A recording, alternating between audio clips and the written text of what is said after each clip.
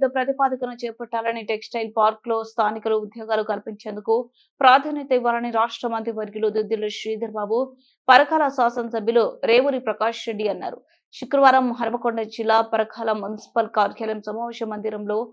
పరకాల శాసనసభ్యులు రేవూరి ప్రకాష్ రెడ్డి అధ్యక్షతన జరిగిన కాకతీయ మెగా టెక్స్టైల్ పార్క్ అభివృద్ధి పనుల పురోగతిపై వరంగల్ నగర మేయర్ గుండు సుధారాణి, శాసనసభ్యులు గండ్ర సత్యనారాయణ, కేఆర్ నాగరాజు, సిపిఎస్ఎన్ ప్రీత్ సింగ్, వరంగల్ హన్మకొండ జిల్లాల కలెక్టర్లు డాక్టర్ సత్య శారద, పి ప్రావీణ్య కూడా చైర్మన్ ఎనగాల వెంకట్రామరెడ్డితో కలిసి మంత్రి దుద్దిల శ్రీధర్ బాబు అధికారులతో సమీక్ష సమావేశాన్ని నిర్వహించి